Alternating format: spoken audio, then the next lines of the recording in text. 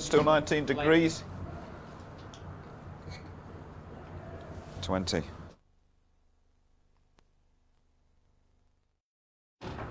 Hey.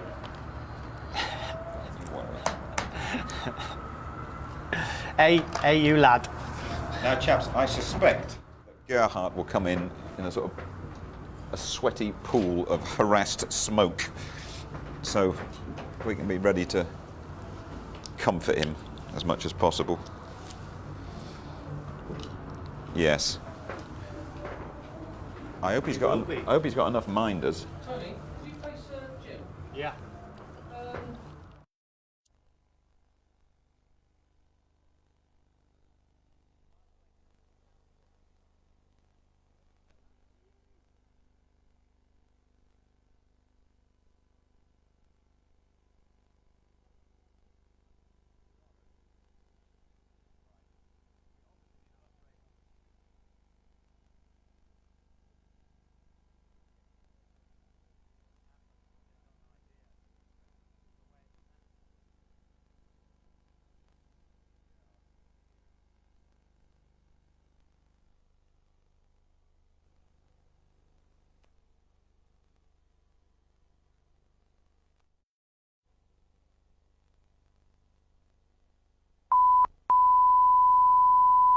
Grand Prix.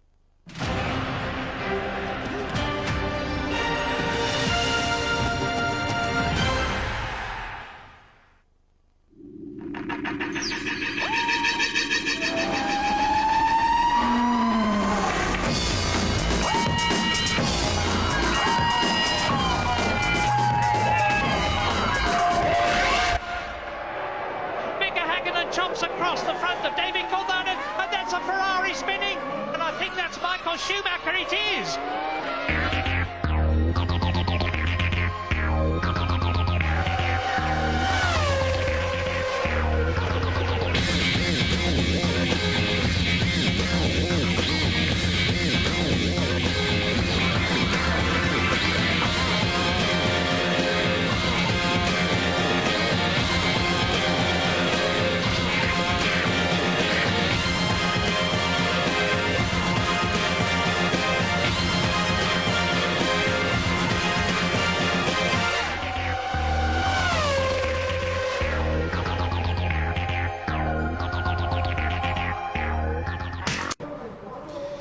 You are back with us at Hockenheim for the qualifying session for tomorrow's German Grand Prix. A lot of work going on Michael Schumacher's car in that Ferrari garage.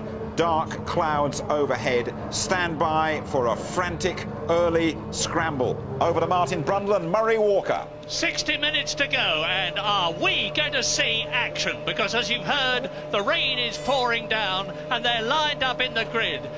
There's going to be, you can see the wet conditions there, that's off the track of course, but they've got to get in a banker now. Who knows what it's going to do? It may rain and then dry out and be good at the end of the session, but they've got to put up a good time to start off with, because the rain may continue and get worse, and we saw yesterday, and you saw earlier on, how bad it can be. 25 seconds to go. It's no wonder they're in a queue. It's raining reasonably heavily. They're all on the grooved slick tyres. It has been officially declared a wet track at 12:58 local time. That means they can go out on wet tyres. They'd be crazy to do so, but they must get around. Remember, this is one of the longest circuits of the year, the second fastest, and look at the rain coming down. They've got to somehow tiptoe around on those slicks and get some kind of lap in. And the people at the front of the queue, even just 20 or 30 seconds advantage, Murray, could make the difference. We're going to see a topsy-turvy grid today, I'm sure. The Saturday lottery has arrived early. And there's a Ferrari getting out early, the two Jordans getting out, there's a Prost, the two Jaguars with Johnny Herbert, and Michael Schumacher is up there. But remember, they don't know what the circuit's like. They're driving into blind conditions. All they know it's going to get worse. They can't put up a time on this lap because it's the standing start lap, and the Jordan goes off right at the beginning. It just shows you how slippery it is. On the outlap, he's outbraked himself into the first chicane. It's raining quite hard. I think they may even struggle to get a flying lap in on these slick grooves. But anyway, they're going to have to try, because they can always go on the wets later on. But we're going to see a lot of cars off the road. And once again, for the second consecutive chicane, that Jordan is off the road. You see, what they're trying to do is to get ahead grid to get as clear a lap as they possibly can. There's the second Jordan, there's Mazzacane. Now, who comes into the stadium first is going to be the man with a tremendous advantage. This circuit is in effect 4 straights with about 14 seconds at full throttle, which join up to the stadium section, which is a typical twist. And look at them, nose to tail. They want to get round fast and they want to get round clear. But as Johnny Herbert comes towards us in the Jaguar and Schumacher sliding, it looks like it's either Trulli or Heinz-Harald Frentzen in the lead at the moment, and it is literally a race to get round. Well, it's Frentzen, and Frentzen needs to be well up because he was 5th fastest today. He started well up last year. Well, the drivers are going to earn their money this afternoon, Mary. This is one of the toughest calls of any Grand Prix season. They know there's not as much grip out there as they've experienced through the morning, but how much is there? It's so difficult to know, but they could have just one flying lap to get the job done. So they're going to have to push, and every braking zone will be a total unknown quantity. So it's going to be very tough to read the grip before you get to the corner. Hakkinen was in pole position last year. Frentzen was in second position alongside him on the grid, and off goes Fisichella. Not off, he spins the Benetton. That's how slippery it is out of turn 1 in this 15-corner circuit. And Heinz-Harald Frentzen is leading the dash now, and you can see the rain coming down as the Jordan comes down to the first chicane.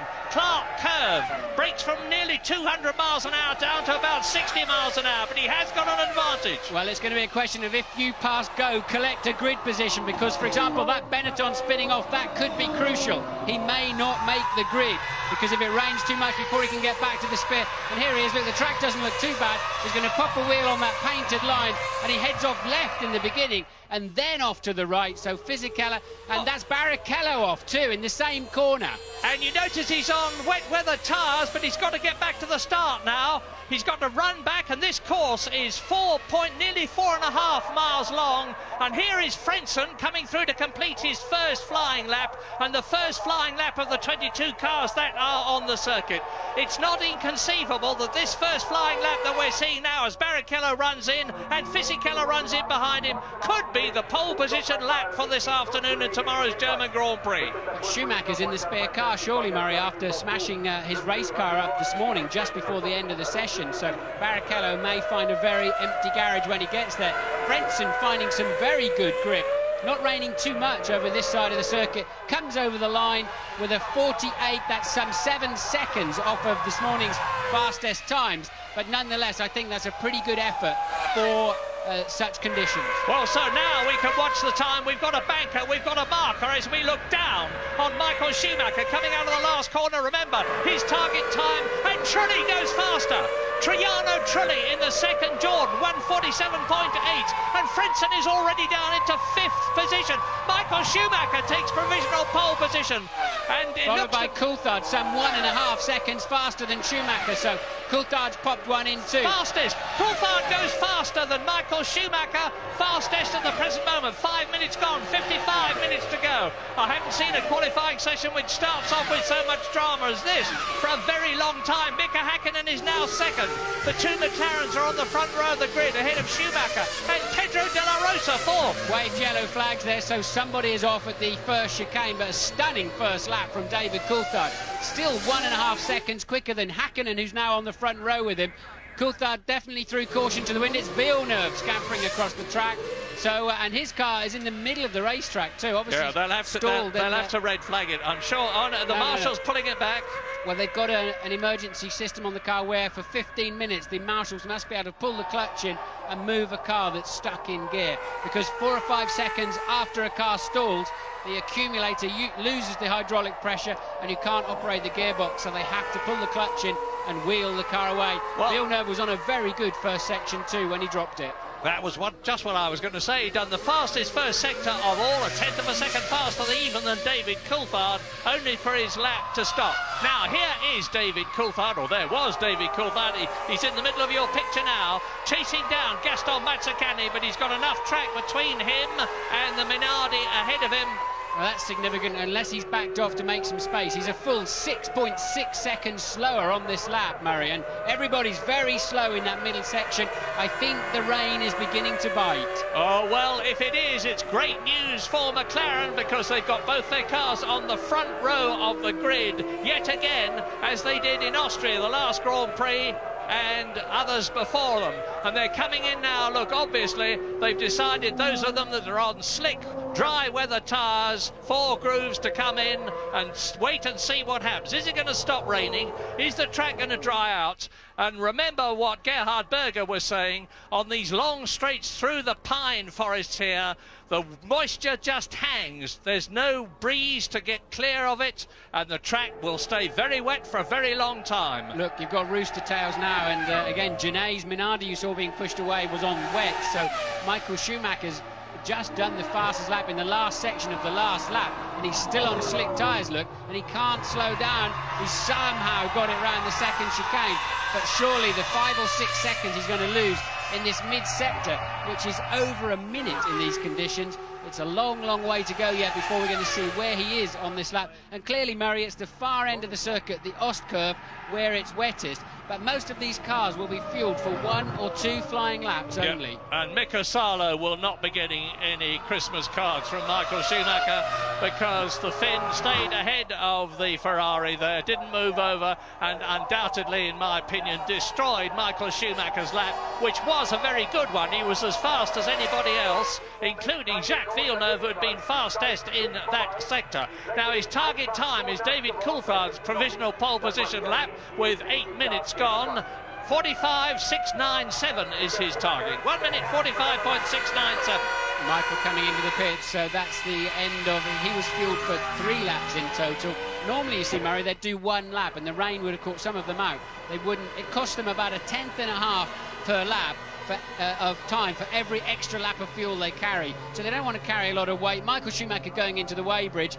There are still no Ferraris back in the garage. Barrichello's off in the first corner. Michael smashed up the T-car this morning, and the only surviving Ferrari is currently on the weighbridge. James Allen, what can you tell us? Oh, the most intense frustration on the face of Rubens Barrichello. He dropped it, Martin, and he'd taken such an interesting gamble. He'd gone out, he was the only driver to go out there on the wet tyres, and we've seen the last couple of years in France last year and Silverstone this year, in these wet, dry conditions, Rubens stick it on the pole from nowhere. He thought he was being clever, and he was going well, and then he went and dropped it. And he just cannot believe the mistake he's made. Now, of course, what are they going to do? They're going to adapt Schumacher's car for Barrichello, but Schumacher's the guy going for the championship. Barrichello's standing there asking a lot of questions, and he's waiting for some answers. Michael's car won't be ready for at least another 15 minutes. Yes, Barrichello is out of this race at the moment. I'm surprised he elected to go for wets. He could always have done that later on. The wet tyres have got so little grip on dry tarmac. You just don't have the rubber on the road, and it was tricky enough even with the slicks, as Fisichella is clearly demonstrating and did very well there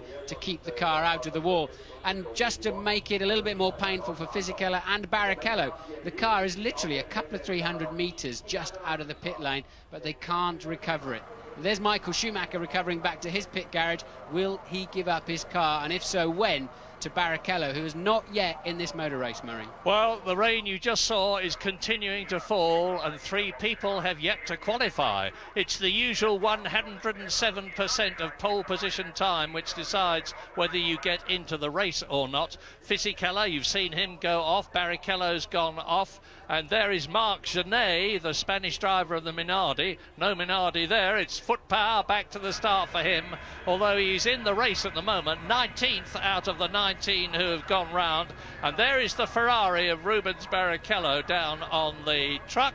And Fisichella has yet to qualify. He went well this morning. He was 6th fastest in the Benetton, which is much improved here. Rubens Barrichello has yet to qualify, and you've heard what Martin said about the car and James, the one Ferrari, and Jos Verstappen has yet to qualify. Well, there is Fisichella in the spare Benetton, and the good news is that the sun is now coming out. We're going to have an absolutely classic qualifying session here, because we have still got 55 minutes to go, as a comparatively agitated looking David Coulthard talks to Pat Fry, his race engineer, and we go to a break. 47 minutes to go. Look at that black lowering cloud overhead, and I can tell you from our experience yesterday, these Hockenheim clouds contain a great deal of water, and when they decide to release their contents, the circuit gets absolutely flooded. Yesterday it was impossible to go anywhere on foot, never mind in a four-wheeled car with 800 horsepower behind you.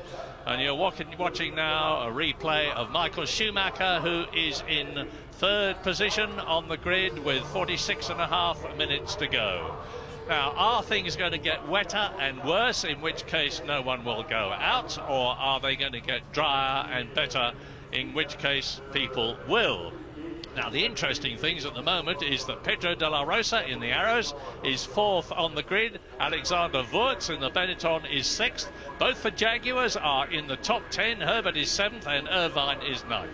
I think the Ferrari team manager should be down there chasing up the truck that Barrichello's car is parked on, because under 119 of the regulations, if he gets the car back to the pits, and we've already seen it loaded up, he can use that again. The penalty is he will lose his fastest time of the afternoon, whatever that may be, whenever it may be set. At the moment, he has no time at all, does Barrichello, so he's got to try and get the truck to bring that Ferrari back to the back of the paddock somehow. I think it's achievable, and but it appeared to be parked out there, and I didn't see any action in the Ferrari garage. There's Coulthard looking angelic, which is a bit of a laugh, but David Coulthard, that was some kind of stunning lap. I mean, very brave. It's just 3.5 to 4 seconds off of an absolutely ultimate lap in a Formula One car around here this weekend, and that was brave from Coulthard in those wet conditions. So a well-deserved current provisional pole, but the way the weather's looking, we may well yet see some more serious attempts at changing those times, and if they can just find a bit of traction in these first and second chicanes, I think they will easily topple that current 1 minute 45.6, Murray. Well, this is Jos Verstappen, or what that was Jos Verstappen, as Mika Häkkinen in pole position at the moment gets into the McLaren. And Jos Verstappen out in the Arrows. David Coulthard is ahead of Mika Häkkinen, my apologies, who is second on the grid. And here is Jos Verstappen in the Arrows. His teammate Pedro de la Rosa is up in fourth position. And Verstappen has yet to qualify.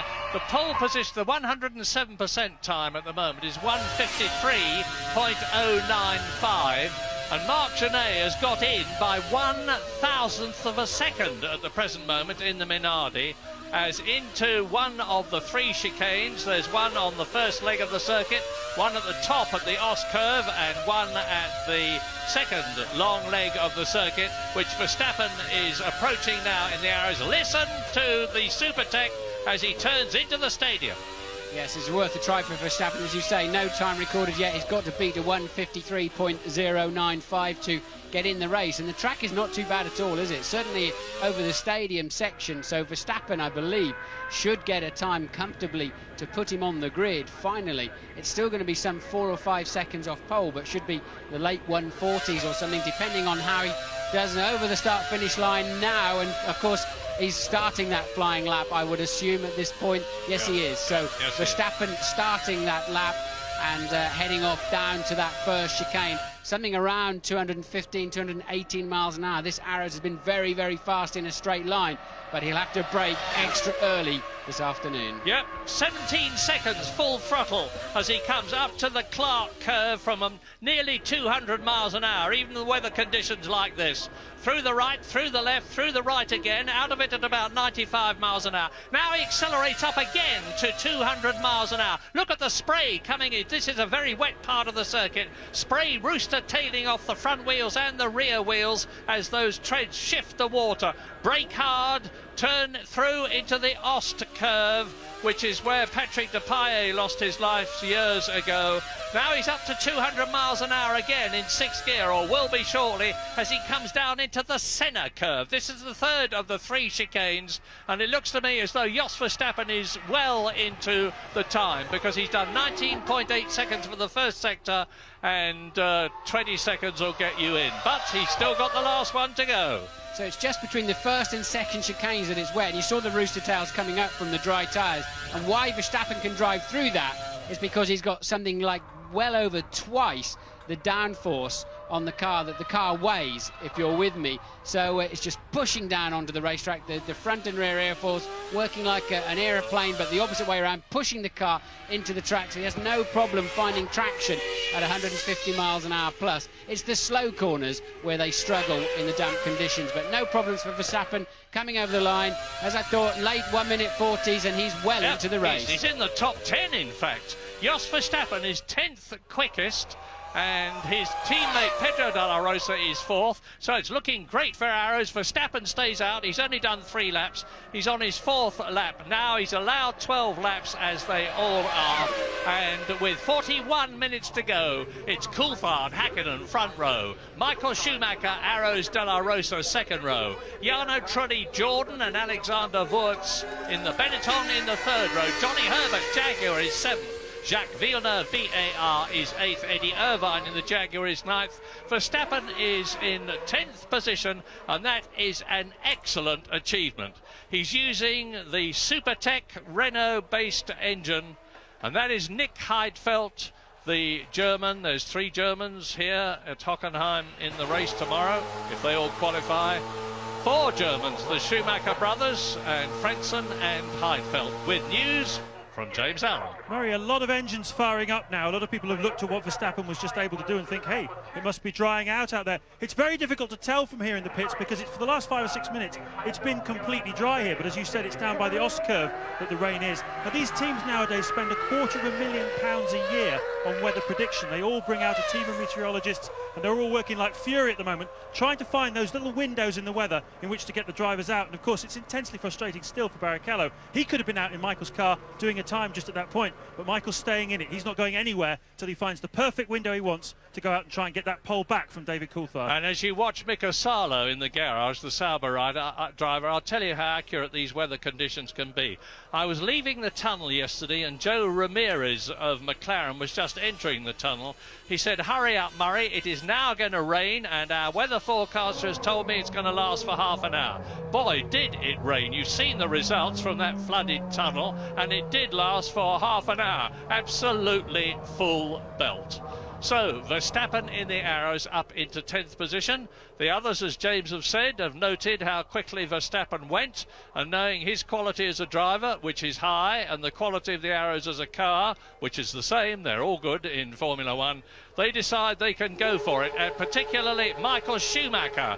Tyre blankets off, and that's the significant point. Look at those tyres. Those are 4-groove, dry weather tyres.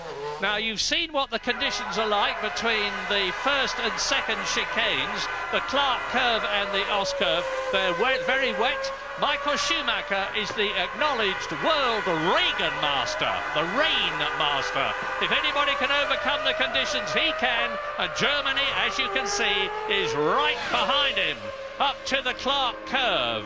Michael Schumacher in the Ferrari. He still leads the World Championship by David Coulthard by 6 points, and Mika Hakkinen by 8 points, notwithstanding the fact that he's got no points in the last 2 races. And coming towards us with spray flying from his tyres, Giancarlo Fisichella, who has yet to qualify the Benetton. Yes, and the problem the drivers have got here is not only slowing down into the chicane, but they lose a lot of tyre temperature and therefore pressure coming through those wet conditions.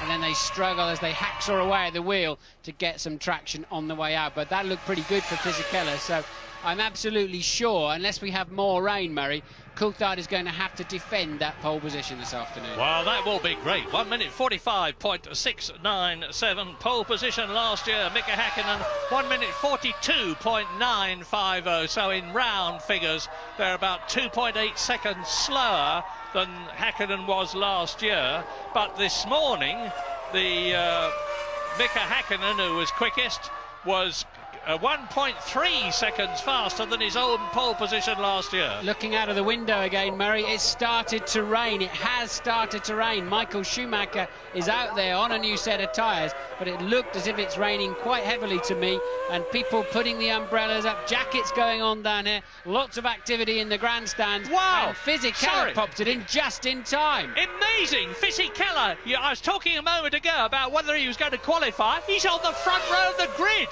He's gone ahead of Mika Hakkinen. He's come out at just the right moment as the rain starts to fall, and he is 3/100ths of a second faster than Mika Hakkinen, who is now on the second row of the grid with Michael Schumacher. So down to the third row go De La Rosa and Trulli. But Fisichella, who I suspect has got some special things in the Supertech Renault engine that his teammate Alexander Wurz has not got from the way Fisichella has been going, is now ahead of his teammate. Wurz is down to 7th position, and down comes the rain. Yes, there's the activity we were telling you about. That's just underneath this. So Michael is on a lap. Let's have a look. Now he's already 1.5 seconds down. Well, you're not watching it. We've not picked him up. At the moment, the German TV director has not picked up Michael Schumacher, but he's 1.5 seconds down already. That's just within a 19-second first sector. There's Michael edging his way out of the Ost curve. It's still some time. He's got to go through the centre chicane yet, and then another long straight before we'll get his second sector time. But I struggle to believe that he's going to threaten the pole position at the moment. So Fisichella just hit the sweet spot of that second window of opportunity. But Michael, at the end of this straight, look, he's already past Coulthard's time, so he's going to be some 4, 5, 6 seconds off, look. And 7.9, he's cruising in fact. Check it in, Michael. Yeah. You might as well. Incidentally, Martin, harking back to what the viewers have already seen, Michael going off this morning, very strange looking accident to me, the way he went into a right-hander, came off left-handed. You think something broke? Well, it looked like it did, but actually when you studied the car in the barrier, only the right front suspension looked awry, but of course that had hit the barrier quite hard, so it was odd. It snapped away very quickly. Michael put the normal amount of opposite lock in, and next thing is he's heading off left. Now that Ferrari has got a stunning front end on it in terms of grip, and there's a rather strange camber in that corner that does tend to catch you out. But I have to say, the more I look at that accident of Michael's, the more I think it was a slightly bizarre accident. But once again, Schumacher's drawn the short straw on the random check into the weighbridge, and that's even more frustration now for Barrichello. Barrichello, the only man of the 22 that has not registered a time now. Everybody else is on the grid. Barrichello doesn't have a toy to play with, and it's raining outside. Yeah, and it's bad news. Bad news for us. 34.5 minutes to go, and I suspect we're not going to see a lot of track action for the moment. Those are the woods through which the Hockenheim two legs cut their way. The stadium sector is out in the open. There's no trees down at this part of the circuit.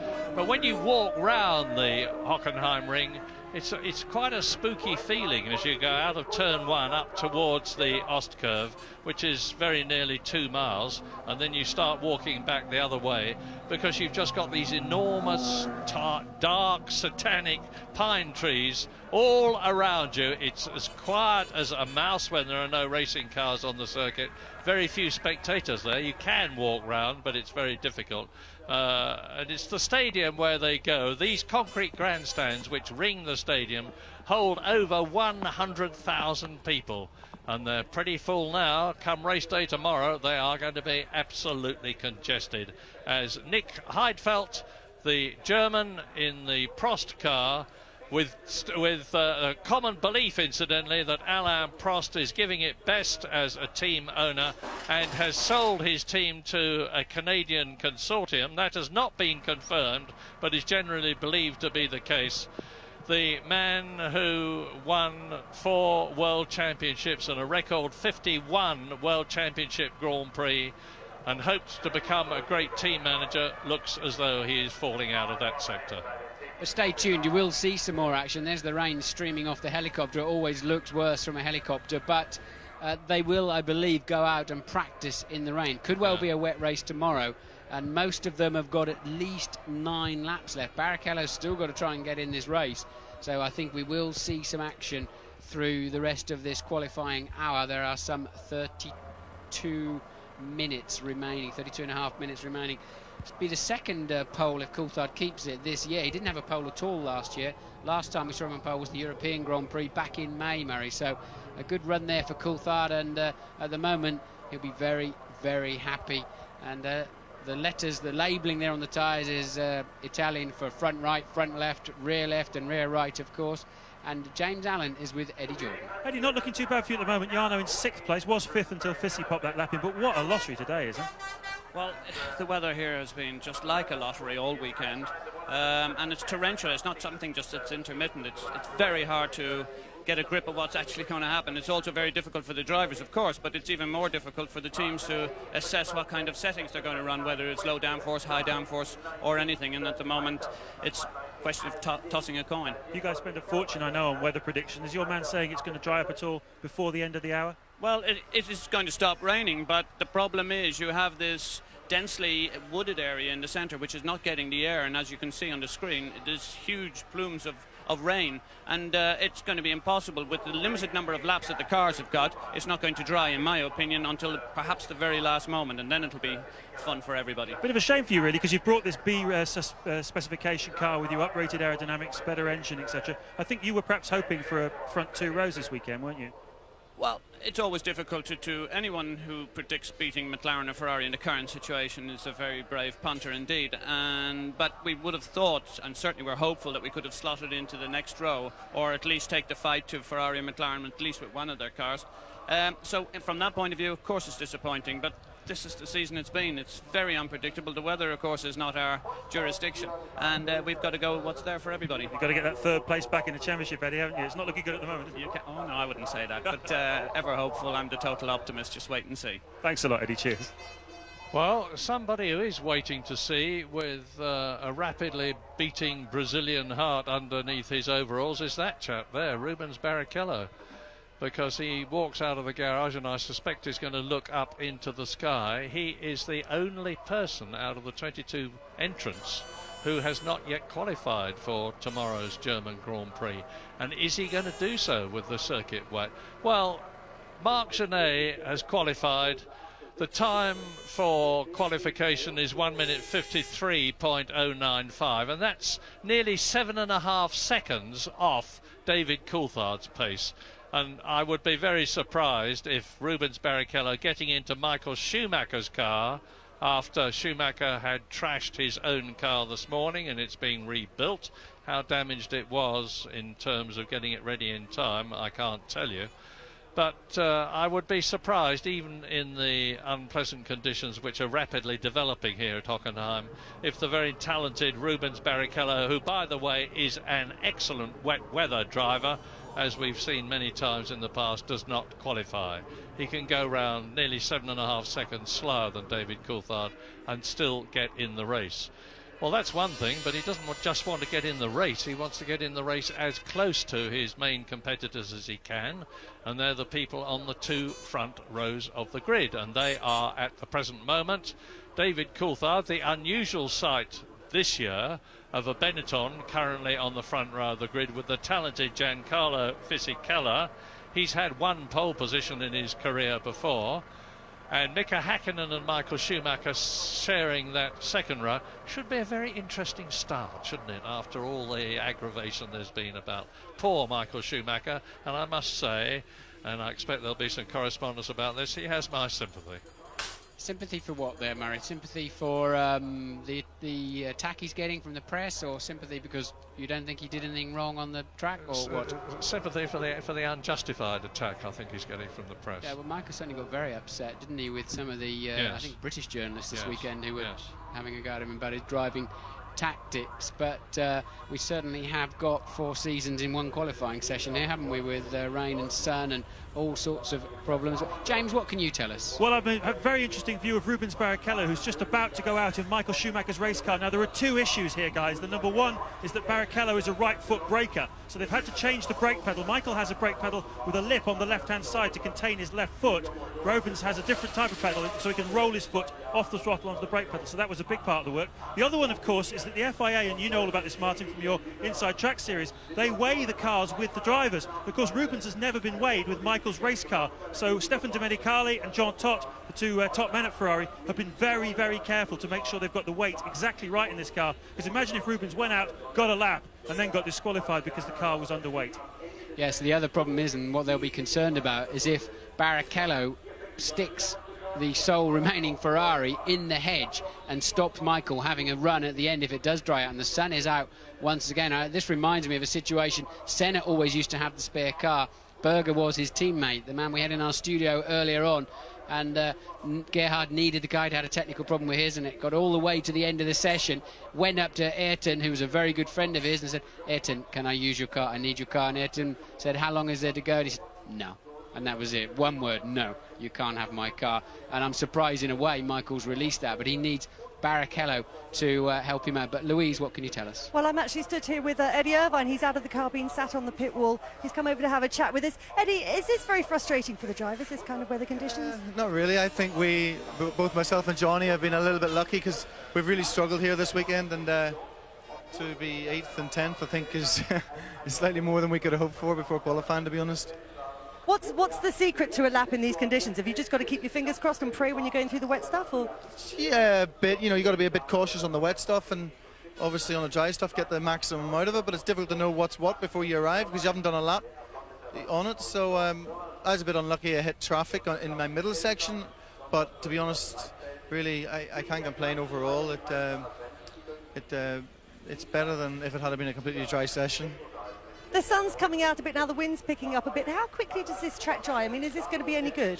You're going to see a big rush right at the end. I just hope it doesn't get any quicker because I don't think I've only one way to go. I presume that's backwards. Thanks for talking to us, Eddie.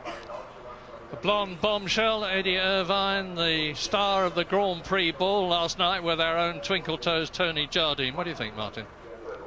Well, I think they're all just wondering. I mean, it does stay a little bit damp through the trees, but we've not had a lot of rain. There's no standing water, and for example, looking on the pit straight here, the track is effectively bone dry, but again, it looks quite black over at the Oscurve down the far end of the circuit. Barrichello coming out of the garage now on what I think was wet tyres. So difficult to tell when the car's moving. All you can see is the grooves, but I would assume he'll have to give it a try on wet tyres to see if he can get anywhere near a 153. What are they, Murray? They look like slicks, but it's very deceptive. I think they're dry weather tyres. The German crowd wasn't too sure whether it was Michael Schumacher in the Ferrari coming out or Rubens Barrichello. It's funny the way allegiances change. When Michael Schumacher was in a Benetton, it was a sea of blue here at Hockenheim. Now it's a sea of red with massive support from Ferrari. And Rubens Barrichello, of course, is on his out lap. He's allowed 12 laps like everybody else, and he's only done 3. Yes, but a big difference. Look, Murray, there were rooster tails all the way down to the first chicane, and now even more water down to the second chicane. There's more water down there than I realised had fallen, so significant difference there. Surely Barrichello is on wet. As I say, once the car starts moving, all you can see is the grooves. You can't see the lateral ones. You can just see the... and yes, he must be on wet. So Barrichello there, he's now, as we said, he's got to beat a 1 minute 53.09. That's just about achievable, I would say. Yeah, he just calmly makes an adjustment on the steering wheel. These steering wheels, which cost at least £20,000 each.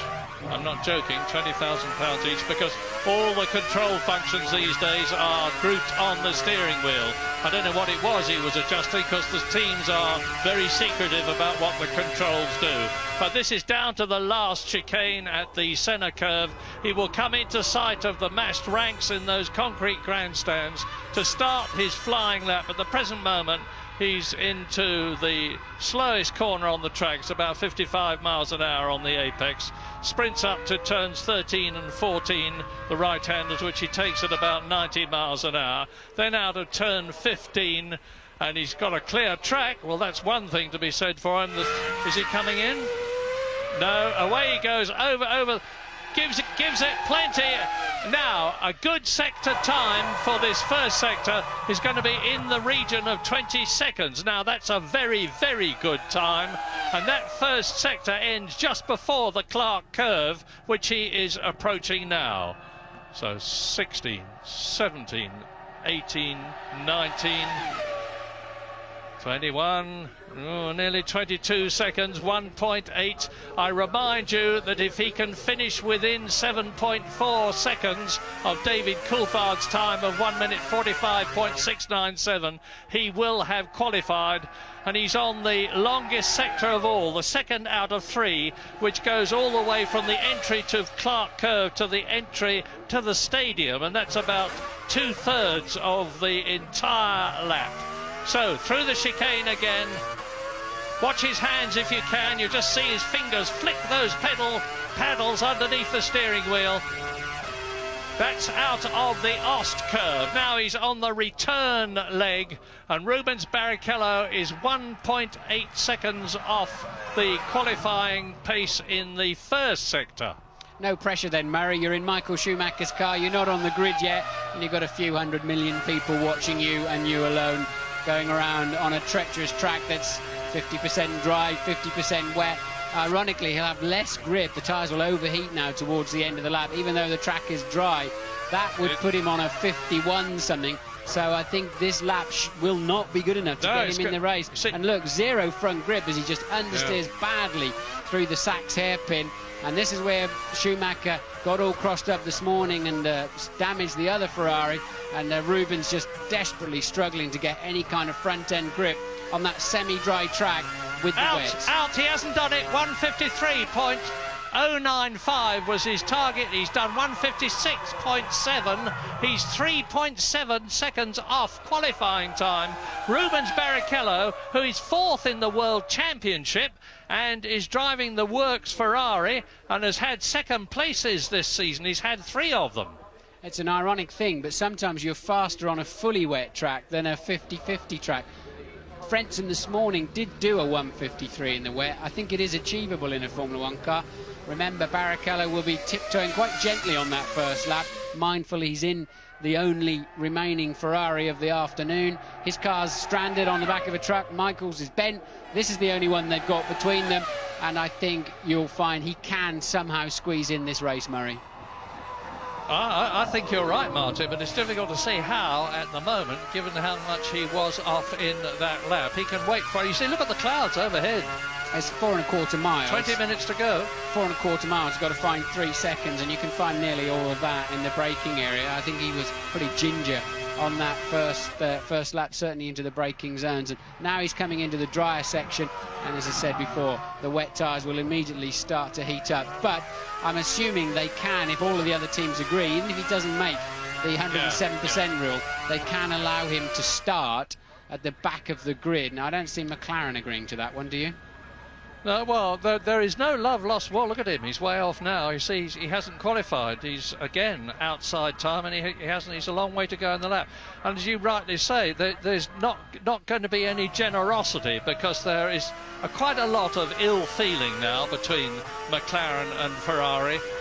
McLaren think Ferrari are not playing the game. Ferrari are always, obviously, anti whoever is likely to stop them getting the World Championship. Michael Schumacher and Ferrari have been so close to it in previous years. The Drivers' Championship I'm talking about. Ferrari got the Constructors' Championship last year. And in comes Rubens Barrichello. He's done 6 laps out of the 12 he's allowed at the present moment. There's just over 18 minutes left to go, so he can only hope that things dry out a bit in order for him to save the 3.7 seconds minimum that he's got to save in order to qualify. We're going to leave Hockenheim. We'll be back. Michael Schumacher, it looks like it's going to be 4th place today, but given the fact you had to drive the spare car for the first time all weekend, are you actually happy with that? You know, the conditions were in a way that you could have been very much up front or very much in the back. I mean, there was this one lap you had to get right. I wouldn't say I was traffic free. And then you have the wet there, so you don't know really what's going on with the guys in front. There was yellow flags. I had to slow down a bit. So all in all, we can be happy where we are. Honestly, second row doesn't really matter. But obviously, Fisichella managed to get to sneak between us. I tried, but just a minute too late. How happy are you with the general setup of the race car? Obviously, you had that spin right at the end of this morning. I'm quite happy because honestly, we have been competitive all weekend. We have been quite fast all weekend, and we've made significant step forward since Austria. So it's quite good. Best of luck this weekend. Thank you, Michael. He has gained track position, and therefore at a later date, later stage of this qualifying session, they've decided to penalise him for that by taking away his fastest time, which was his only time of the afternoon, and that puts him back with Barrichello not in the motor race. Yeah, the governing body can be and often is extremely tough in its interpretation of the regulations, like when David Coulthard lost his second place in Brazil for having just a few millimetres wrong on his front wing. But they say, and rightly so, rules are rules, and there's no if you've broken the rule, you must pay the penalty. Jenson Button's not had much luck this afternoon. He's been going very, very well here in the Williams BMW, but he's currently down in 16th place. Obviously had a bit of a tentative one and only flying lap, so Jenson down in 16th, which is a great shame. Johnny, though, back up there in 8th. Irvine we've already heard from in 10th. Coulthard on pole, so the Brits not doing too bad generally, but this is something Frentzen probably did not expect he'd have to be doing, Murray. Well, you always know when you're in Germany, you get more of those air horns than you get anywhere else. And they certainly support their drivers, and Heinz-Harald Frentzen needs all the support he can get. We've just seen Rubens Barrichello try twice in the sole Ferrari that's left after Michael Schumacher trashed his, and then Rubens Barrichello had problems in this qualifying session. We've seen him fail to qualify. Now we have this electrifying news that Heinz-Harald Frentzen has not done so. Look how slippery and wet it is. Look at those roosters of water coming up from the rear tyres. And I remind you that the target figure that Frentzen has got to achieve just to get into the race, slowest of all, is 1 minute 53.094 seconds. Here's a replay when they all left the pits early on, and look, Frentzen intentionally, it appears, takes to the slip road and gets himself at the front of the queue, and that's what they've penalised him for. He does it again at the next chicane, and there he goes. Look, he's just decided to go straight on, makes no attempt to turn in, hadn't got his wheels locked. Obviously the stewards have decided that was an intentional effort to jump that chicane to get track position to have an advantage. In which case I have to say I think it was perfectly fair, but if he did decide that he was just going to pass them by going up the slip road, that really is a flagrant transgression of the rules. Eddie Jordan clearly not very happy about things from the wrinkled expression on his face as Heinz-Harald Frentzen proceeds round the circuit. He's got 12.5 minutes to go. He's got 6 laps left in which to do it. And in this funny rain, no rain situation that we're getting, Frentzen slows right down. Well, I think he's on slicks. I think he would probably be shocked at how much, or as you know, he is on wet, so he's got a limited number. Now he's being pulled into Weybridge. He's going, give me a break. When it goes wrong, it really goes wrong, doesn't it? I haven't even done a timed lap and you're pulling me into the pits. Maybe Frentzen, with a limited number of laps left, as you say, Murray, 6 laps left, he's decided to wait and see if the track will dry a little bit more, get himself onto slicks for a final fling that could still get him in somewhere 12th or 15th or whatever. Yeah, incidentally, the officials weren't being deliberately vindictive in bringing him into the Weybridge.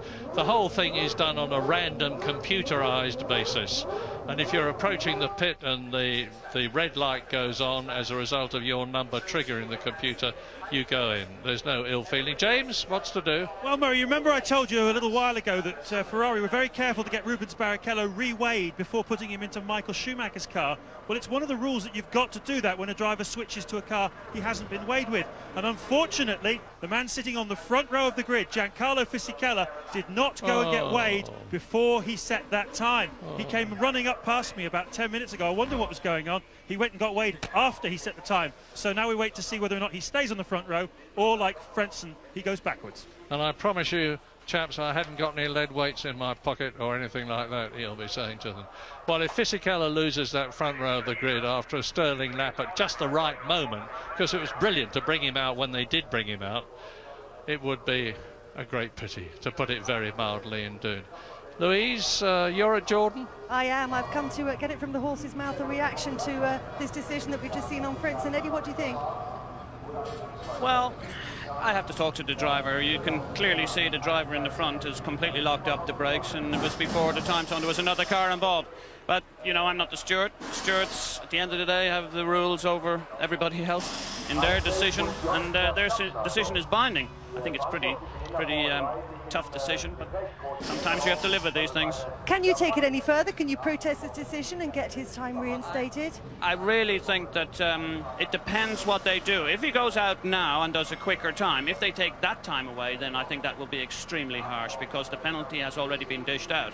And my fear is that if he goes quicker and it dries somewhat before the end of the session and they take that quickest time away, I will have to do something, of course. Thanks, EJ. Well, funnily enough, we haven't got anything on our information computer about that, but I guess Eddie Jordan knows what he's talking about, in which case Häkkinen is now on the front row of the grid with Coulthard. Schumacher is in third position, and on the second row of the grid with him is Pedro de la Rosa. Yeah, that's Fisichella, of course. We're talking about Frentzen and the Jordan, but Frentzen has lost his fastest lap. An interesting point Eddie said there. If he does a new fastest lap, presumably he will lose that one instead and revert back to the one that had him somewhere 15th on the grid anyway. So, as Eddie's pointed out, Frentzen may go out there, risk his life to do a stunning lap in his last few moments, the last 9 minutes of qualifying, in the certain knowledge that that's going to be taken away from him, but at least he'll be in the race. Rather bizarre situation. I think the stewards are a little tough with Frentzen in a way, in that it wasn't for a position in a race, it wasn't to gain time on a qualifying lap itself. He hasn't shortcutted the racetrack.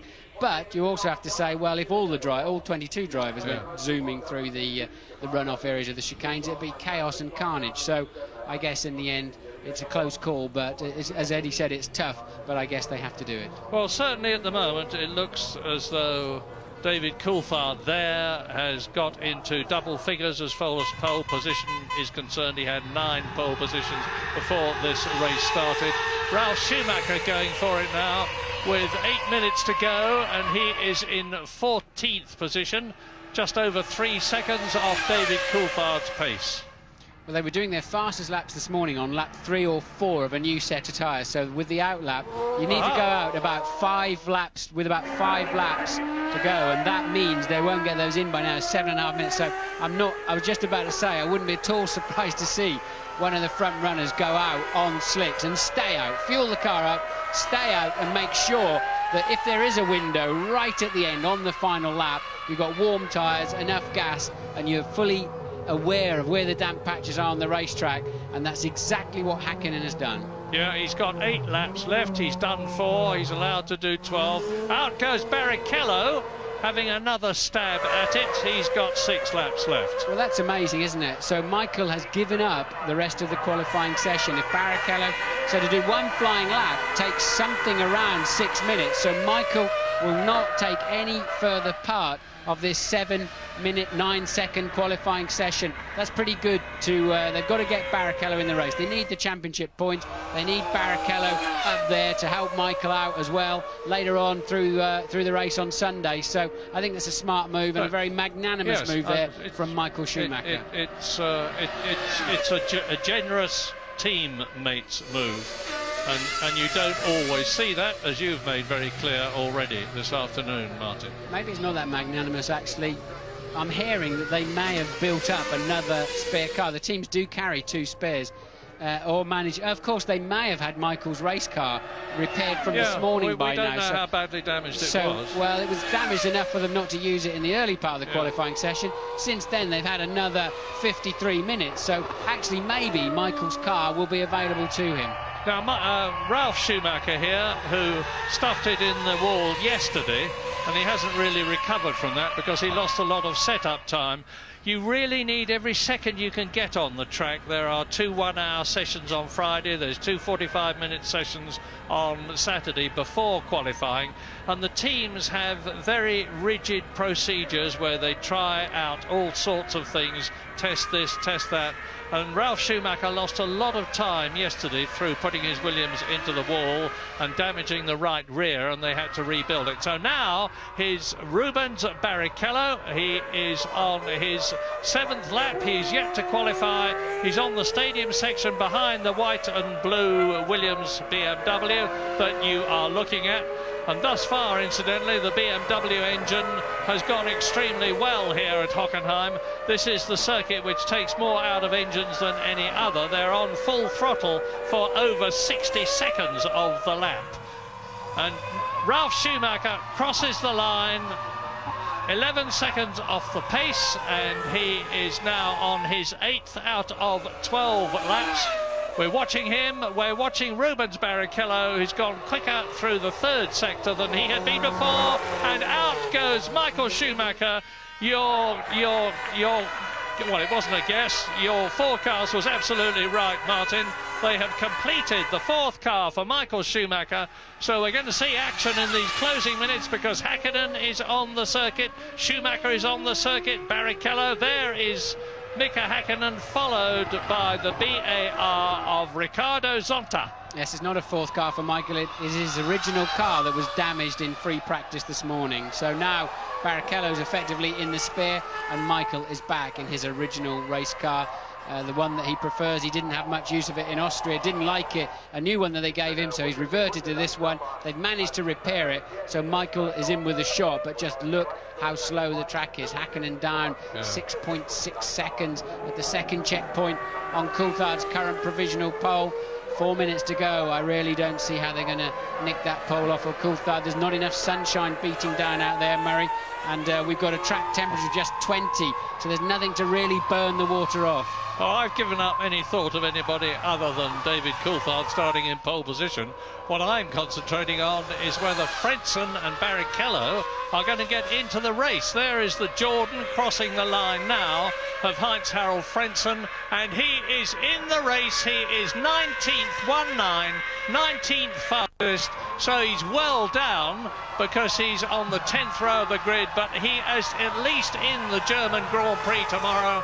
And Barrichello's not in the race yet. That was a 53, but it was just a fraction too slow by a couple of tenths. So Barrichello has still got to do a faster lap and get in the race, Murray. Frentzen did it easily with a 1 minute, what was it, 52, 52.2. Barrichello was too slow at the moment. Yeah, and Barrichello's got a problem. It's a Prost in front of him. Can't see at the moment whether it is a Lacey or Heidfeld. It's Sean Lacey, and he's got to be prepared to move over to let the Ferrari through. And there's a danger if Barrichello goes off the dry line that he could hit the wet. Well, I'm glad to say that's been avoided.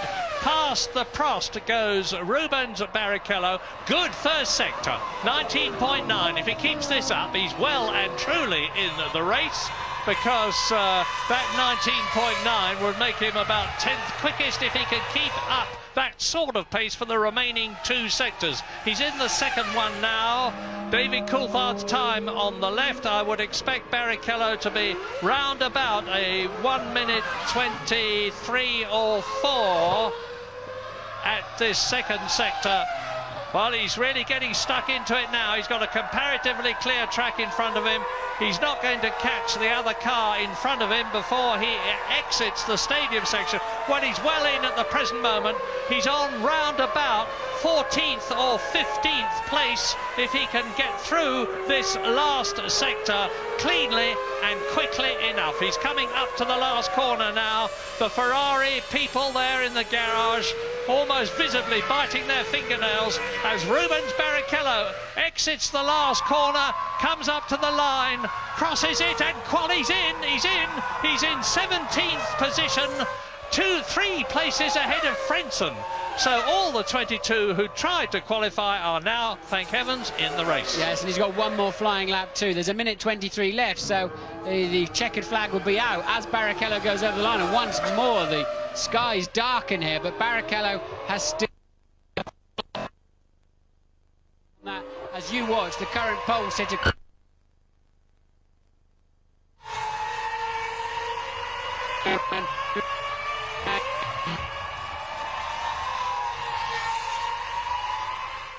...15 seconds off the pace on the previous one. He obviously had to get out of it with traffic, but nothing anywhere close to the 1 minute 45.6 of Coulthard.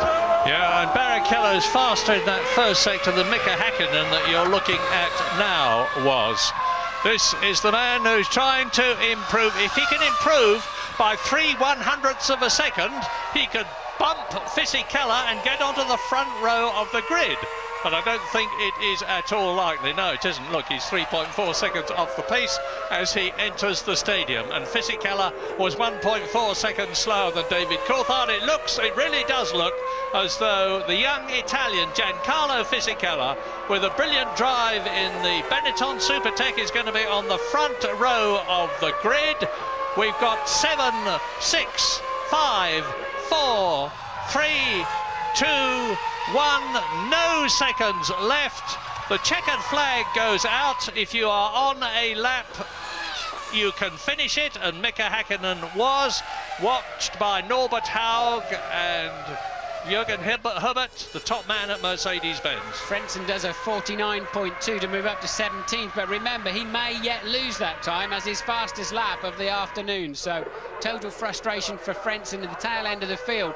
But surely now Barrichello, no, he still hasn't been able to improve. So Barrichello is stuck down in 18th place. And this is Michael Schumacher now having another attempt. He's currently in 4th, as you can see. Comes over to go second. Amazing. Wow!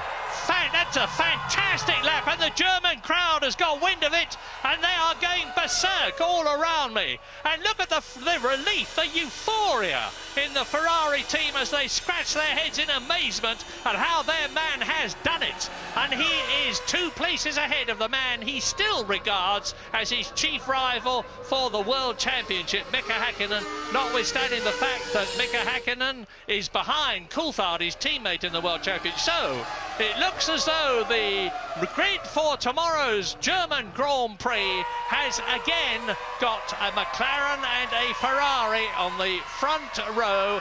I say looks because I'm just waiting to see what Mika Häkkinen in the last knockings of the last lap does. He's into the stadium section, almost up to the last corner. He's got to beat Michael Schumacher's time of 1 minute 47.063. It's raining cats and dogs down there in that last corner. Surely Häkkinen can't do anything about his grid position, and he doesn't. That was a stunning effort from Michael Schumacher to get up on the front row of the grid, and it was all done in the last sector of the lap. This is the stadium section, and Häkkinen was robbed of that opportunity because of the rain. But Coulthard takes his 2nd pole position of the year and the 108th pole position for the McLaren team. Well, what do the Chinese say? I wish you to live in interesting times. We've certainly lived in interesting times in the last 60 minutes. David Coulthard gets into double figures with pole position. It's his 2nd one this season, and funnily enough, they've both been in Germany at the Nürburgring for the European Grand Prix and at Hockenheim for tomorrow's German Grand Prix. And Germany tells Michael Schumacher with the air horns and rockets that you've done a good job, Michael. Front row of the grid. Fisichella is 3rd, Häkkinen down in 4th position. De La Rosa, a magnificent highest ever 5th for Arrows. Jarno Trulli in the Jordan is 6th ahead of Alexander Wurz. And Johnny Herbert is still in the top 10, 8th position. Villeneuve is 9th in the BAR, 7 laps only, and both for Jaguar start in the top 10 because Eddie Irvine is there. Well, it was the bravery of Coulthard in the early stages of the qualifying where he committed more fully than anybody else to the tricky, unknown track conditions, but it was the brilliance of Schumacher at the end. I mean, how did he pull that out? He was 2.5 seconds quicker than Rubens Barrichello in the 2nd Ferrari in those closing laps. Stunning to grab a front row grid slot on a track like that. And Fisichella comes into the track. We're leaving it, but rejoin us soon. David, in that amazing first lap when everyone went out at once, you put in a superb lap, 1.5 seconds faster than anyone else. How did you do it? I think you've got to obviously find some clear track, because much as Hockenheim, you can be helped by getting a tow. In those sort of conditions, you need to be able to see the corner and not have too much spray. So obviously I managed to get a clean run through that middle sector. I think the first sector and the last sector I was a 10th or 2 off, and it was all there. So it was just good timing from the engineers really for getting me out when I did. We actually wanted to be out a bit sooner, but we were making changes right up until the last minute, so it meant we went out really towards the middle of the pack. How near to dry was it during that first lap? I think the first sector was completely dry, a little bit damp through the second, and the last sector was pretty much dry. But obviously you just got to be a bit cautious because you don't know what's sitting in the curbs. Hey, David. Michael, I spoke to you about 20 minutes ago. You were on the pit wall and you said, well, that's it, I'm fourth, I'm happy with that. And suddenly you pinged up into second place in the wet. Again, how did you do that? Find a lucky moment, honestly, where the circuit was just enough to improve on my lap time. Obviously, times in general could have been fairly easy improved if condition would have been better. But I wasn't expecting to be here. I thought I have a relaxed afternoon and can avoid that. But obviously I'm happy to be here. Looking forward to the race, how do you feel the car's performing overall? We have been competitive all weekend, and I'm feeling fairly confident for tomorrow, honestly. Thanks, Michael. Giancarlo, you're sort of the interloper here in the top three qualifying. Again, a superbly timed lap there, but was that just a result of a bit of luck because of the spin you had earlier on? Well, I didn't expect to be here after my spun off on the first corner, and then I went on I jumped on the T car, and you know it's difficult when you jump in the T car, and especially there was the ratios wrong for today. But of course I went in the very right and lucky moment, and I did a mistake, and I'm very pleased to be here. But I say I'm quite confident. I was quite confident to be in top 6, top 8 because we've been quick all weekend. So. Now you're starting third, and obviously you've got Mika behind you and a number of the top runners. Do you think in the actual race and race conditions you can keep them behind you? I don't know, depend on the start, but I will do the maximum to do the best result possible, and I want to keep my position. I want to get on the podium, but I know it's a difficult race, but we are quite competitive here, so it's maybe possible to score some point. And then Giancarlo. David, it's Michael and yourself back on the front row of the grid again, and that's been quite controversial recently. How are you going to approach the start tomorrow? Just the same way you always do, which is to try and maximise your start. I intend to turn the pole into be leading as I come out the first corner, and if that happens, then obviously I've got a good chance. Thank you, congratulations. Now just a word from Michael and Giancarlo in your own language. Michael, please. It is hurling it down once again at Hockenheim, just a few moments after the qualifying hour. And a qualifying hour, really, when it paid to be brave early on, Tony, and we saw an amazing late dash from Michael Schumacher. Yeah, I mean, at one stage, obviously David Coulthard felt he had a bit of a cushion because Fisichella was there in second place, but it just shows how you can never discount Michael Schumacher, especially in the rain as well. But bravery from both drivers and tremendous skill as well. Now, this is quite unusual. Hans-Harald Frentzen, he's normally the guy out there first for the early sunbed, and when you come to warm up or whatever, he's the first one out there, but he made this had this problem because he was overshooting on the chicanes, and they decided that was premeditated and knocked his times away. There, he'd got ahead of the Saubers, you see, behind him. The FIA had obviously adjudged that had been premeditated, so he got knocked back down the grid. He's ended up down in about 17th place afterwards. He had to wait till later on. Schumacher had been up and out early, showing his bravery, but to do that, you saw how damp it was out the other side of the circuit, that he was able to come back and put in that lap, to get on the front row. He's only ever been on the front row here once. He's only ever won this race once in 1995, and that set the crowd really alight. But a brilliant job from David Coulthard. That's his 10th pole position. This was the mass start. Everybody had to go out there, because the conditions here have been so unpredictable. Look how damp it is. It hardly ever dries out underneath the trees. The reason why the guys stayed out there and just tried to get those clocks ticking. What do you make, though, of Schumacher coming out in his original car and putting himself on the front row of the grid? It's an astonishing achievement, really. It is an astonishing achievement. It just shows how well drilled the Ferrari guys are as well, that they're able to rebuild, you know, the cars from this morning after the crash. And as Gerhard Berger had said in here early on, he suspected that was oil on the Sud curve, which caused him to crash in that car earlier on. But he's just finding the dry lines there. He's got the optimum setups. He's been doing a lot of practice. He cut his holiday short to come back for testing last week, Schumacher, and he said, we will fight back. and they're getting drenched here now, but they love this performance from Schumi, who is up there on the front row for the. Look how Ferrari enjoyed it as well for tomorrow's German Grand Prix.